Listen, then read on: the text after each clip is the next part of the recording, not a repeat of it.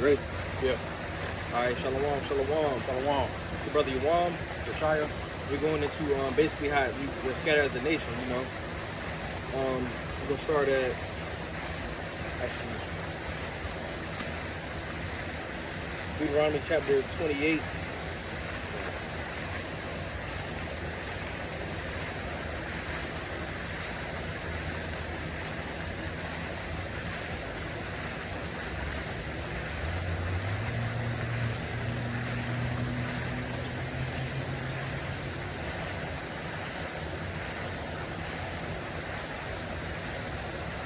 And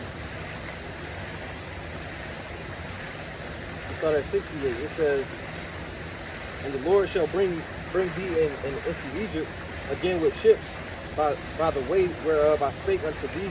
Thou shalt see it no more again, and there ye shall be sold unto your enemies for bondmen and bondwomen, and no man shall buy you." You know, because we went back to slavery. You know, Egypt is symbolic of the house of bondage.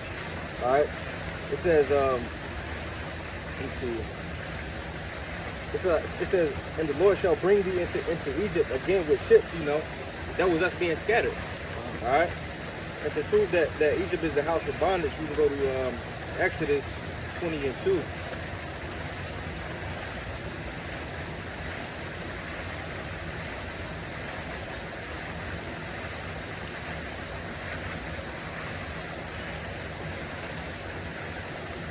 All right, so this is Exodus chapter 20 and verse 2. It says, "I am the Lord, Yahweh Shem Yahweh thy God, which brought thee out of the land of Egypt, out of the house of bondage." You know, so Egypt is symbolic for bondage, slavery. All right.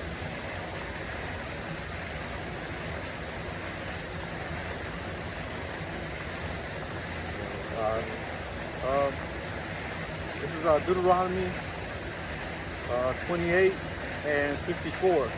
And it reads, "And Yahweh shall scatter thee among all people from the one end of the earth even unto the other." Yeah, I'm not really going to get that one. "And there thou shalt serve other gods, which neither thou nor thy father have known, even wood and stone. And among these nations shalt thou find no ease, neither shall the sole of thy foot have rest. But Yahweh shall give thee there a trembling heart, and failing of eyes, and sorrow of mind." Right, and that's that captivity. That's where we're at right here. When we were just 350 years of captivity to the time we are now, where we have been fully awakened. We're in captivity right now, but we're in like a soft type of captivity.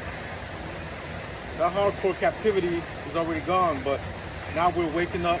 Now we're coming back to realization. We're getting grafted back into the truth, and we're waking back up. But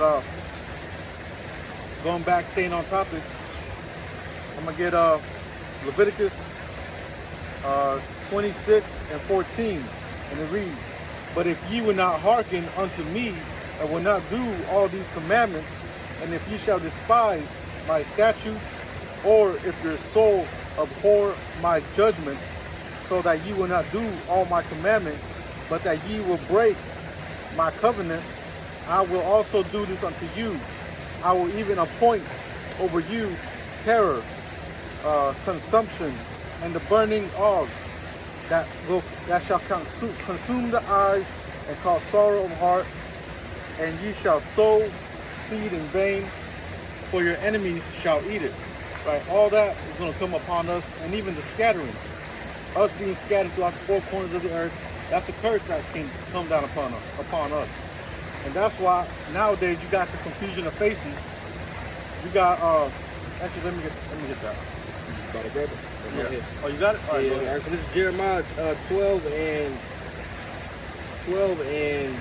7. I'm sorry, verse 7. It says, "I have forsaken mine house, I have left mine heritage, I have given the dearly beloved of my soul into the hand of her enemies. Mine heritage is unto me as a lion in the forest, and cried out against me, therefore have I hated it. Mine heritage is unto me as a speckled bird. The birds round about are against her. Come ye, assemble all the beasts of the field, come to devour." And we devoured as a people, you know. We're at the lowest estate in this captivity. But I'll, let's also grab Daniel 9.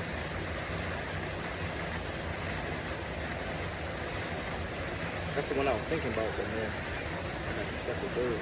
Yeah.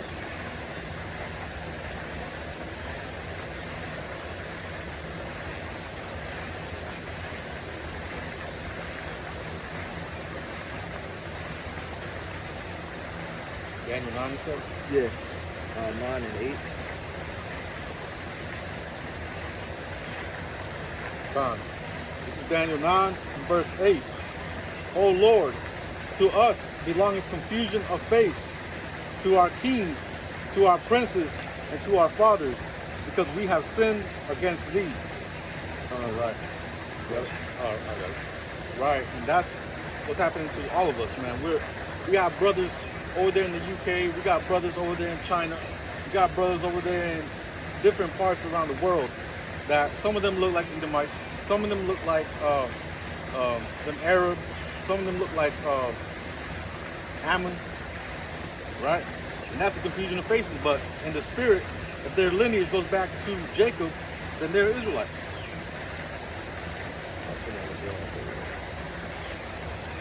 Baruch chapter 2 and verse 30.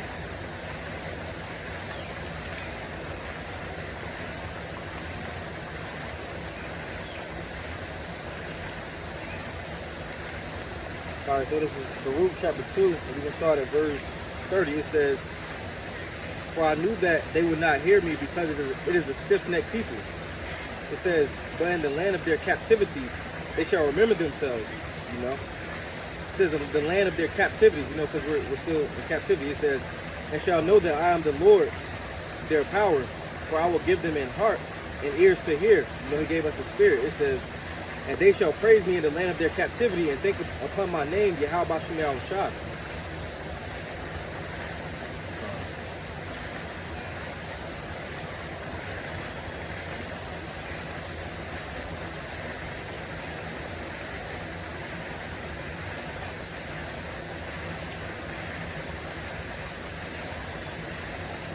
We gotta find this one.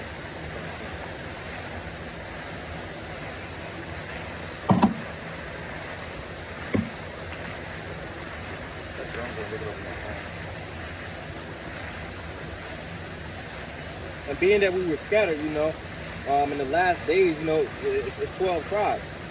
And this is Genesis 49 and verse 1.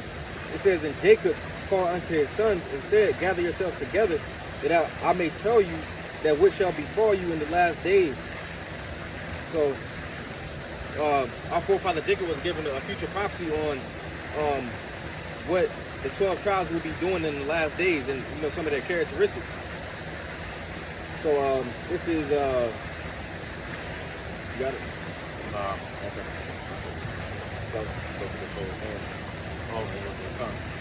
All right, so it says, verse 2, "Gather yourselves together and hear ye sons of Jacob, and hearken unto you, Israel your father." It says, "Reuben, thou art my firstborn, my might and my beginning of my strength, and excellency and dignity and excellency of my power." It says, "Unstable as water." You can't control water. If you look at the tribe of Reuben, they was the only tribe, Native American tribe, Slakia, that was never, they didn't, what's the word?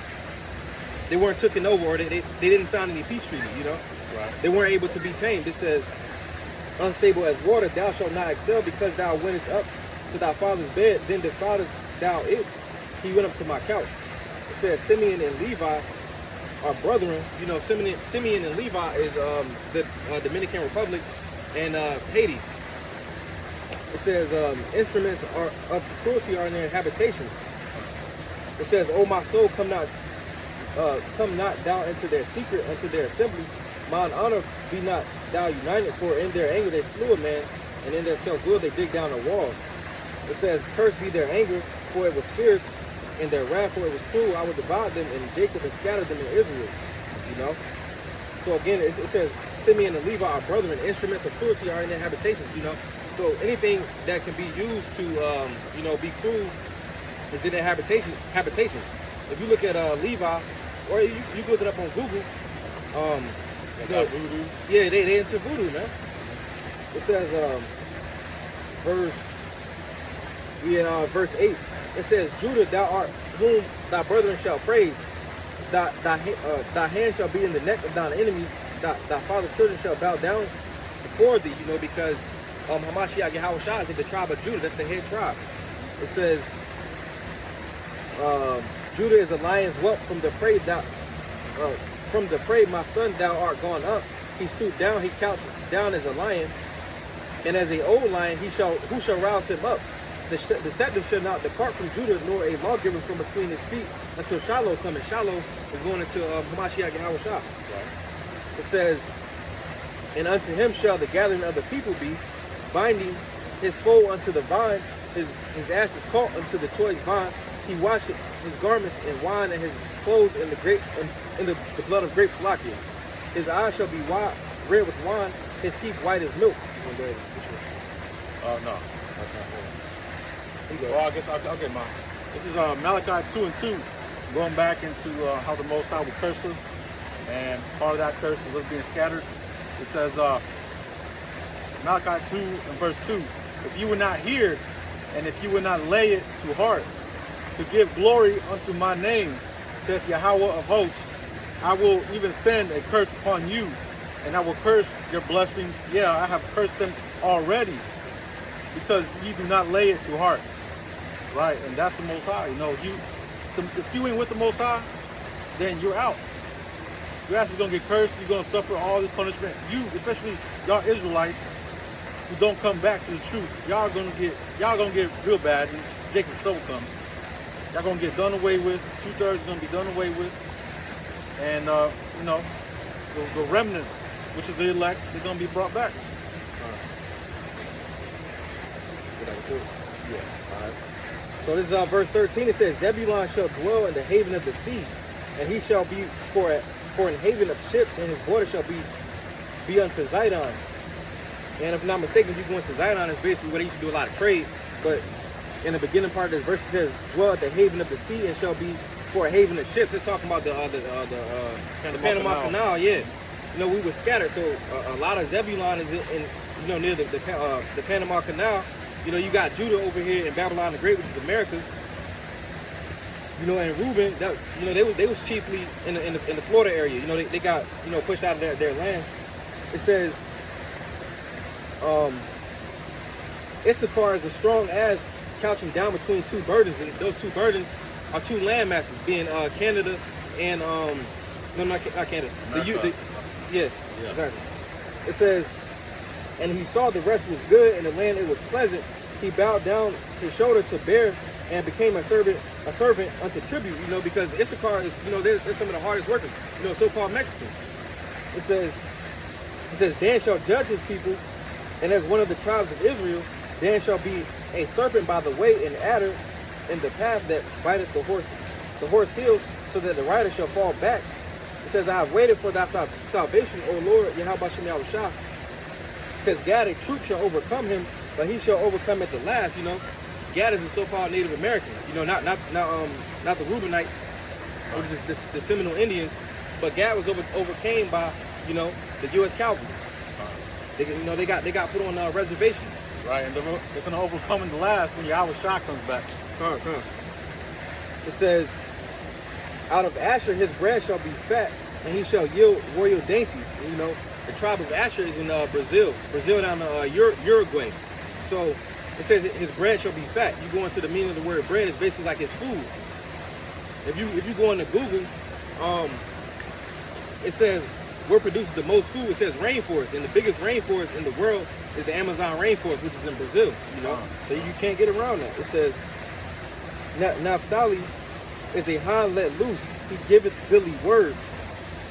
It says Joseph is a fruitful bow, even a fruitful bow by a well, whose branches run over the wall. It says that the archers have sorely grieved him and shot at him and hated him. But his bow abode in his strength, and the arms of his hands were made strong by the hands of the mighty power of Jacob. From thence is the shepherd, the stone of Israel. It says, we can go to verse 27. It says, Benjamin shall raven as a wolf, In the morning he shall devour the prey, and at night he shall devour the spoil. You know, it says, all these are the 12 tribes of Israel, and this is it that their father spake unto them, and he blessed them, every one according to the blessing he blessed them.